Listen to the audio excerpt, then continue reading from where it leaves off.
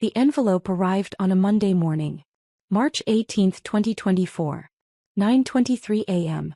My assistant Rebecca brought it in with my usual stack of partnership proposals, merger inquiries and strategic alliance requests. Morrison and Whitley received dozens of these every week. Smaller firms hoping to partner with one of the largest corporate law firms in the country. Most got a polite rejection letter. "These need your review," Rebecca said, setting the stack on my mahogany desk. "The Anderson Group merger is time-sensitive. And there's a partnership proposal from a small firm in Chicago that might be worth considering." Chicago. I looked up from my laptop. "Which firm?" She checked her notes. "Brennan and Associates. Mid-sized, about 40 attorneys. They're looking for a strategic partnership to handle overflow work and access our international resources." Brennan and Associates. My father's firm. I kept my face neutral. "Leave it with me. I'll review this afternoon." After Rebecca left, I stared at that envelope for a full 5 minutes before opening it. The proposal was professionally formatted, comprehensive. 12 pages detailing Brennan and Associates' practice areas, client roster, recent cases and financial projections. The firm specialized in corporate law and business litigation. Solid work, respectable if unspectacular. But the numbers told the real story. Revenue down 23% over 3 years. 3 major clients lost to competitors in the past 18 months. Aging partner demographic with no clear succession plan. Overhead costs climbing while billable hours declined. They were drowning. Slowly but inevitably. This partnership wasn't about growth. It was about survival. The proposal was signed by 3 senior partners: Robert Brennan, Thomas Mitchell and Michael Brennan. My father's name was first. Robert Brennan. The man who'd told me I'd never make it as a lawyer. Who'd skipped my law school graduation because he had a case to prepare. Who'd spent my entire childhood comparing me unfavorably to my older brother Marcus. And now he was coming to me for help. He just didn't know it yet. I picked up my phone and called Rebecca. "The Brennan proposal. Schedule a meeting for tomorrow at 2 p.m. Full presentation. Tell them to bring their senior partners. All of them. All of them." I hung up and sat back in my chair, looking out at the Manhattan skyline from my corner office on the 43rd floor. Tomorrow was going to be interesting. The problems with my father started early. I was 8 years old when I first heard him tell someone I wasn't smart enough to be a lawyer. It was at a family barbecue. July 4, 2001. My uncle had asked about my grades and before I could answer my father had laughed and said, "Katie's a solid B student. She tries hard." But Marcus has the brain for law. Got his grandfather's analytical mind. Marcus was 10. He'd won some school debate competition. My father had been talking about it for weeks. I'd gotten straight A's that semester but no one mentioned it. By the time I was in high school the comparison was constant. Marcus joined the debate team. I joined the debate team. Marcus was team captain by sophomore year, my father would say. Real natural talent. I became captain junior year. My father didn't come to any of my competitions. Marcus got into Northwestern for undergrad. I got into Princeton. Northwestern has a better pre-law program, my father said. More practical. Marcus scored a 168 on the LSAT. I scored a 172. The LSAT doesn't measure what really matters, my father told his partners at dinner. You need instincts. Courtroom presence. Marcus has that. When I got into Harvard Law, my father's response was, well, they have to fill their diversity quotas somehow. I was a white woman from an upper-middle-class family. I'd gotten in on merit. But he couldn't admit that. The breaking point came during my second year at Harvard. I was home for winter break. December 2014. My father was hosting a dinner party for his partners and their families. I was helping my mother in the kitchen when I heard him talking in the living room. Marcus is clerking for Judge Patterson this summer, he was saying. Federal Appellate Court. That's the kind of experience that builds a real legal career. What about Katie? Someone asked. Isn't she at Harvard Law? Katie. My father's voice was dismissive. She's doing fine, I suppose. But she doesn't have what it takes to be a real lawyer. Too soft. Too emotional. She'll probably end up in legal aid or something. Helping people with parking tickets. The room laughed. I stood in the kitchen doorway, frozen. My mother touched my arm. Katie, don't. I walked into the living room. 12 people turned to look at me. Actually, I said, my voice shaking but clear, I just accepted a summer associate position at Cravath. Starting salary of $3,800 a week. The room went silent. Cravath, Swaine and Moore. One of the most prestigious law firms in the world. My father's face flushed red. Katie, this isn't the time. You're right. It's not the time to humiliate your daughter in front of your colleagues. But you did it anyway. I turned and walked out. I packed my bag, called a taxi and flew back to Boston that night. My father called the next morning. You embarrassed me in front of my partners. You embarrassed me in front of your partners. I was making conversation. You were making me the punchline. Again. I paused. I'm done, Dad. I'm done trying to prove myself to you. I'm done being the disappointment. You're overreacting. I'm reacting exactly right. Don't call me again unless you're ready to apologize. He didn't call. I graduated from Harvard Law in May 2016. Third in my class. Published in the Harvard Law Review. Job offers from 6 top firms. My father didn't come to graduation. He said he had a case to prepare. Marcus came. So did my mother, looking uncomfortable and apologetic. My father had sent a card with a check for $500 and a note. Congratulations. Hope the degree serves you well. No, I'm proud of you. No acknowledgement of my achievements. Just a generic pleasantry he could have sent to anyone. I started at Cravath in September 2016 as a first-year associate. The work was brutal. 100-hour weeks. Impossible deadlines. Partners who yelled when you made the slightest mistake. I saw associates cry in the bathroom, quit without notice, develop drinking problems. I thrived. Because every time I wanted to quit, I heard my father's voice. She doesn't have what it takes to be a real lawyer. And I worked harder. I made partner at Cravath in 7 years. Faster than average. I specialized in complex corporate litigation, representing Fortune 500 companies in bet the company cases. I won. A lot. In 2021, Morrison & Whitley recruited me as a senior partner. In 2023, at 35 years old, I became the youngest managing partner in the firm's history. Morrison & Whitley had 1,200 attorneys across 12 offices worldwide. We represented 40% of Fortune 100 companies. Our annual revenue was $3.2 billion. And I ran it. My father had no idea. We hadn't spoken in 8 years. My mother called occasionally, updating me on family news I didn't ask for. Marcus made partner at your father's firm, she told me 2 years ago. They're so proud. That's great, Mom. Your father asks about you sometimes. Does he? He saw an article about a case you won. The TechCorp merger litigation. He mentioned you did good work. How generous of him. Katie. I have to go, Mom. I'd built my career without his approval. Without his support. Without his acknowledgement. I didn't need him. But now, staring at his firm's partnership proposal, I realized I had something he needed. And tomorrow he was going to find out. Tuesday afternoon. 1:47 p.m. I was in my office reviewing the Brennan proposal one final time. Rebecca had assembled a full analysis. Financial projections, market positioning, competitive advantages, minimal, and risks, substantial. At 1:55 p.m. Rebecca buzzed me. The Brennan party is here. 3 partners. Should I show them to conference room A? Yes. Offer them coffee. I'll be there in 10 minutes. I'd learned this trick early in my career. Make them wait. Not long enough to be rude, but long enough to establish who holds the power. At 2:07 p.m. I walked into conference room A. 3 men stood up. All in their 60s, wearing suits that were expensive but slightly outdated.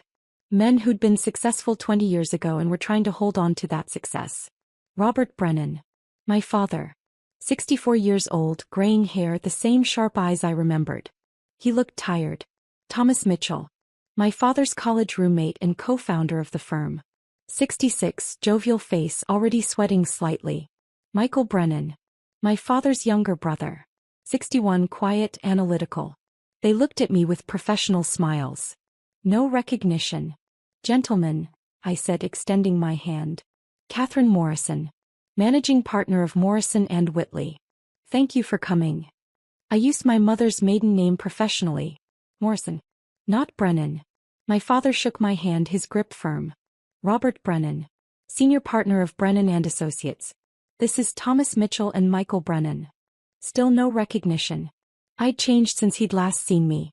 Different hair, professional wardrobe, 8 years older. And he wasn't looking for his daughter. He was looking for a business opportunity. We all sat down. I've reviewed your proposal, I said, opening the folder in front of me. Before we dive in, why don't you tell me about your firm? What makes Brennan and Associates a good fit for Morrison and Whitley? My father launched into his pitch. 40 years of corporate law experience. Solid client relationships. Deep knowledge of the Chicago market. A proven track record. He was good. Confident, professional, persuasive. But I could see the desperation underneath. In the way his hand tightened on his pen when he mentioned recent market challenges. In the slight pause before he gave their revenue numbers. Your financials show a 23% revenue decline over 3 years, I said. What's driving that? Thomas shifted uncomfortably. Market consolidation. Clients moving to larger firms with more resources. That's why we're here, my father interrupted smoothly. We recognize that the legal market has evolved. Clients want global reach, specialized expertise, technological infrastructure. Things that a firm our size can't provide alone. But you can provide them together with us, I said. Exactly. Brennan and Associates brings 40 years of client relationships and Chicago market expertise. Morrison and Whitley brings resources, global reach and prestige. Together we'd be formidable. I made a note. You've lost 3 major clients in 18 months. Why should we believe the remaining clients will stay through a partnership transition? My father's jaw tightened slightly. Those clients left due to industry consolidation, not service issues. One of them left for Miller & Cross, I said, referencing my briefing materials. A firm smaller than yours. That's not consolidation. That's competition. Silence. Ms. Morrison, Michael spoke up, his voice calm. You're right. We've faced challenges. But we've also survived for 40 years in a competitive market. Our client relationships are strong. Our legal work is excellent. We're not here because we're failing. We're here because we're smart enough to evolve. Better answer. More honest. Tell me about your succession plan, I said. Your senior partners are all over 60. Who's the next generation of leadership? Another uncomfortable pause. We have several strong associates, Thomas said. Marcus Brennan, Robert's son, just made partner. He's 36, excellent trial lawyer. One new partner isn't a succession plan, I said. What happens when the 3 of you retire? That's part of why we're seeking a partnership, my father said. Access to Morrison and Whitley's resources would help us recruit and retain top talent. Young lawyers want to work for firms with global reach. I sat back. Let me be direct. Your proposal asks for access to our client base, our resources, our brand. In exchange, you offer client relationships that are shrinking and expertise that we already have in-house. Why would we agree to that? The temperature in the room dropped 10 degrees. Because, my father said, his voice tight, we're offering you the Chicago market. 40 years of relationships with every major corporation in the region. You can't buy that kind of institutional knowledge. We can hire it, I said. We could recruit half your associates tomorrow and get the same knowledge for less. I was being harsh. More harsh than I needed to be. But I wanted him to feel what I'd felt for years. Inadequate. Not good enough. Ms. Morrison, Thomas said, perhaps we got off on the wrong foot. We have deep respect for Morrison and Whitley. We're not here to demand anything. We're here to explore whether there's mutual benefit. Then let me ask you this, I said. What happens if we say no? What's your plan B? No one answered. Because from where I'm sitting, I continued, you don't have one. You're losing clients. Your revenue is declining. Your partners are aging out. Without this partnership, you're looking at a slow decline into irrelevance. My father's face was red now. That's a rather harsh assessment. It's an accurate assessment. Your proposal's financial projections are overly optimistic. Your client retention assumptions are unrealistic. And your value proposition to us is minimal. I closed the folder. Gentlemen, I appreciate you coming in. But I don't see a fit here. Wait, my father said sharply. You're rejecting us? Just like that. Unless you have something else to add. We have 40 years of excellence. His voice was rising. We've built one of the most respected firms in Chicago. We've represented Fortune 500 companies, won major cases, trained dozens of successful lawyers. You're dismissing that because of 3 bad years. There was the ego. The inability to accept that he wasn't the most important person in the room. I'm dismissing it, I said calmly, because it doesn't meet our strategic needs. Morrison and Whitley partners with firms that bring unique value. I'm not seeing that here. My father stood up abruptly. This is absurd. We came here in good faith. And I reviewed your proposal in good faith, I said, remaining seated. The answer is no. You're making a mistake. I rarely make mistakes, Mr. Brennan. He stared at me, his face flushed with anger and humiliation. And something else. Something in his eyes. A flicker of Katie. My mother's maiden name. Morrison. But I had my father's eyes. And now in his anger he finally saw it. Katie? He repeated, his voice uncertain. I stood up slowly. Hello, Dad. The color drained from his face. Thomas looked between us, confused. You two know each other? Robert is my father, I said. Though we haven't spoken in 8 years. Michael sat back heavily. Oh my God. You're Catherine Morrison? My father's voice was barely a whisper. You've been Catherine Morrison this whole time? I use my mother's maiden name professionally. Has been my legal name for 7 years. But you're the managing partner of Morrison and Whitley? For 18 months now. Before that I was a senior partner at Kravitz. But you wouldn't know that. You haven't asked about my career since I graduated from Harvard Law.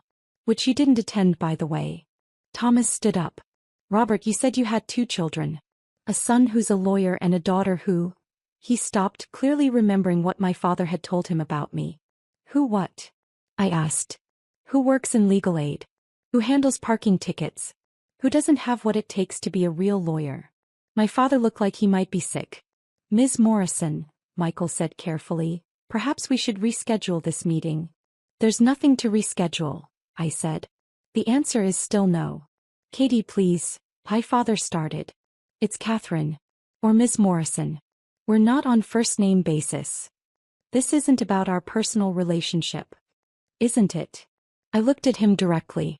You spent my entire life telling me I wasn't good enough. That I didn't have what it takes. That my brother was the real lawyer. You skipped my law school graduation. You haven't called in 8 years.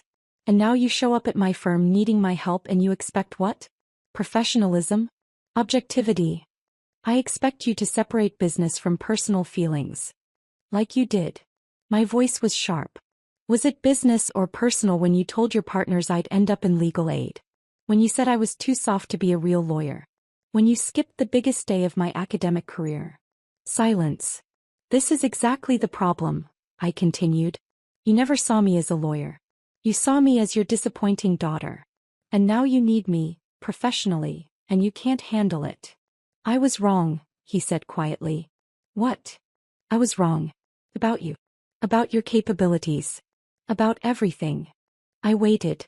Katie, Catherine, you've built an extraordinary career. Managing partner at 35. At one of the most prestigious firms in the world. I didn't know. I should have known, should have stayed in touch, should have. He stopped. I'm sorry. 8 years of waiting for an apology. And now it came like this. In a conference room in front of witnesses because he needed something from me.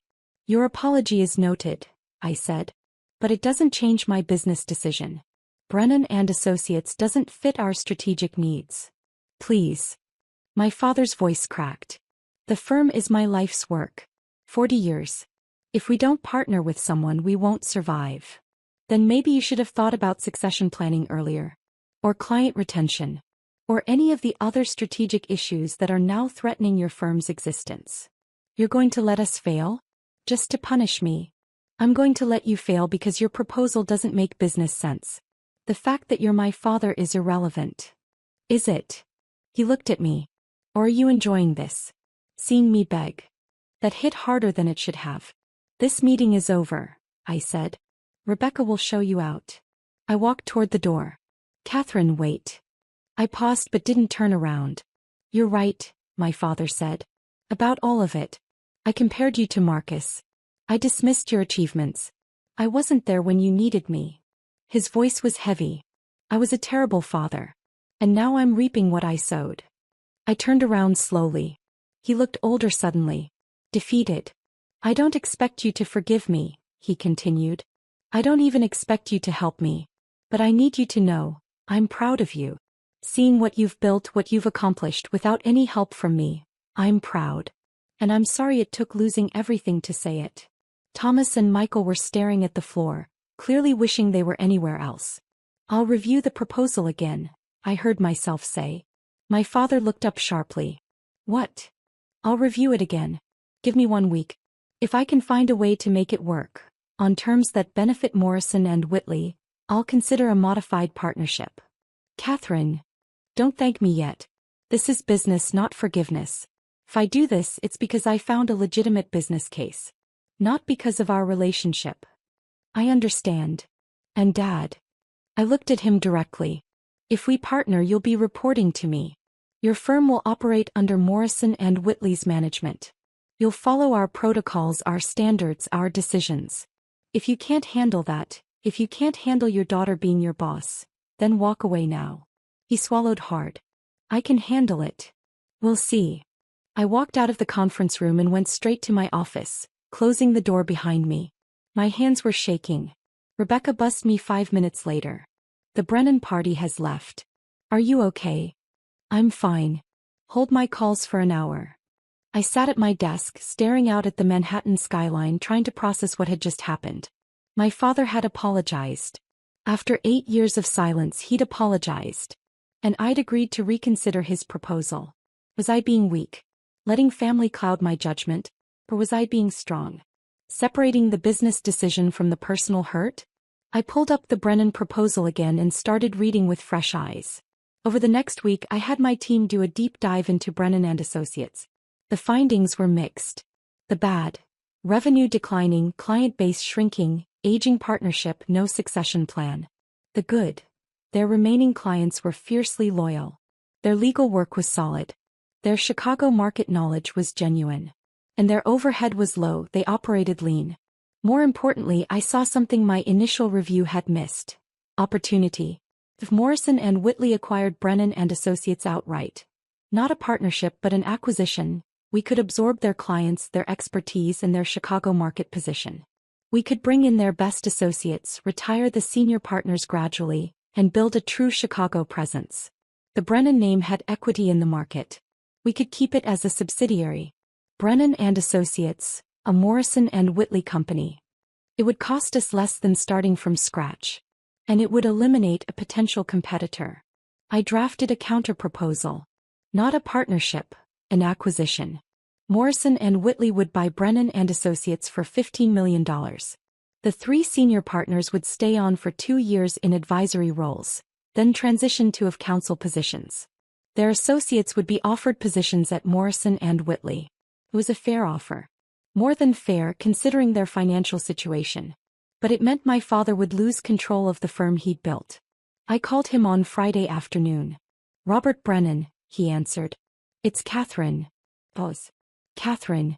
I've been hoping you'd call. I've reviewed your proposal again. I have a counteroffer. I'm listening. Not on the phone. Can you come to New York tomorrow? Just you, not the other partners. Tomorrow is Saturday. I'm aware. Can you come or not? I'll be there. He arrived at my office at 10 a.m. Saturday morning. I was already there, having spent the night working on the final details. He looked nervous, which was a first. Coffee? I offered. Please. We sat in my office, not the conference room. This conversation needed to be different. I have a proposal, I said, sliding a folder across the desk. But it's not what you asked for. He opened it and started reading. I watched his face change as he processed it. Confusion. Understanding. But you want to buy us, he said finally. Yes. For $15 million. It's a fair price based on your current financials. We'd lose the firm. Lose control. You'd lose ownership. But you'd save your clients, save your associates, and save your legacy. Brennan and Associates would continue under Morrison and Whitley. Your name would remain on the door. He read through the details. The 2-year transition. The advisory role. The of counsel position afterward. I'd be working for you, he said. Yes. My daughter would be my boss. Yes. He set down the papers and looked at me. Is this revenge? Making me report to you? No. This is business. It's the best option for both firms. There's no other way? No partnership structure that preserves our independence. I could force a partnership on terms that would slowly strangle your firm. Give you just enough resources to survive but not thrive. Keep you dependent on us while we extract value from your client base. I paused. Or I can do this cleanly. You get a fair price, your people get protected, your name stays intact. In 2 years, you retire with dignity instead of watching your firm die slowly. Those are my only choices? Those are the only choices that make sense. He stood up and walked to the window looking out at the city. 40 years, he said quietly. I built that firm from nothing. 3 lawyers in a small office in 1984. We grew it to 40 attorneys, handled major cases, trained dozens of lawyers. It was my legacy. It still can be, I said.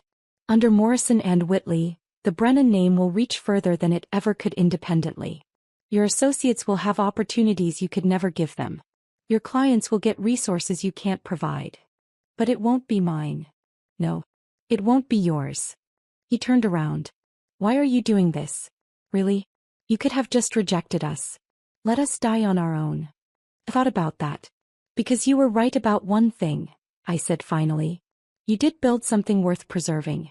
Brennan and Associates is a good firm. It doesn't deserve to die because of market forces or poor planning. I paused. And because those associates deserve better than to watch their careers collapse with a sinking ship. I was one of them once.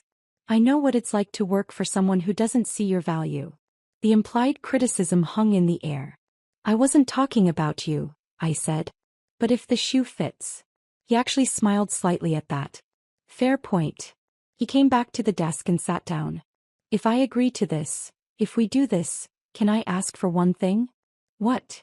Can we try to rebuild our relationship? Not just business but father and daughter. I looked at him for a long moment. I don't know, I said honestly. 8 years is a long time. You hurt me deeply. Multiple times. I know. And I'm not the same person I was. I don't need your approval anymore. I don't need your validation. I built this career despite you, not because of you. I know that too. So what exactly are you asking for? A chance, he said simply. To know the person you've become. To be part of your life. To be a father if you'll let me. I felt something crack in my chest. That small part of me that had always wanted her father's approval, no matter how much I denied it. We can try, I said carefully. But it'll take time. And I need you to understand, I'm not looking for a father figure anymore. If we rebuild something, it'll be different than what we had. I understand. And if you compare me to Marcus one more time, we're done. Professionally and personally. He actually laughed at that. Fair. Though I should tell you, Marcus has been reading about your career. He's actually intimidated by you. Good. We sat in silence for a moment. Will you take the offer? I asked. Can I discuss it with Thomas and Michael? Of course. You have until Monday. But Dad. Yes. This is the only offer. I won't negotiate. It's fair, it's generous, and it's the best option available. If you say no, I'll wish you luck and we'll move on. Understood. He stood up, gathering the proposal documents. At the door he paused. Catherine. Yes. I really am proud of you. I should have said it years ago. I should have been saying it all along. Yes, I said. You should have. After he left, I sat in my office for a long time thinking. I'd proven him wrong. I'd built the career he said I couldn't. I'd become the lawyer he said I'd never be. And now he needed me. Part of me wanted to feel triumphant. Vindicated. Dad, I just felt tired. Proving people wrong was exhausting. Even when you won, you lost something in the process. Monday morning, my phone rang at 8:47 a.m. Catherine Morrison. It's Robert. We're accepting your offer. I let out a breath I didn't know I was holding. All 3 partners agreed? Unanimously. We know it's the right choice. Good. I'll have our legal team draw up the formal documents. We'll aim to close in 60 days. Thank you, Catherine, for giving us this option. It's good business, Dad. Don't make it more than it is. But I was smiling when I said it. The acquisition closed on May 28, 2024. Brennan and Associates became a wholly owned subsidiary of Morrison and Whitley. The transition was smoother than I'd expected. My father, Thomas, and Michael were professional throughout. They helped onboard their associates, transitioned client relationships, and accepted their new roles without complaint. Marcus called me 2 weeks after the closing. Katie, it's Marcus. Hi, Marcus. I just wanted to say, thank you for what you did. A lot of firms would have just let us die. You didn't have to help. I didn't do it for family reasons. I know. But still. You gave Dad a dignified exit. That means something. We talked for an hour. About our careers, about the acquisition, about our father. He talks about you constantly now, Marcus said. Shows everyone your articles, tells clients you're his daughter. It's kind of annoying, actually. I laughed. Really? Really? I think he's trying to make up for lost time. Overcompensating.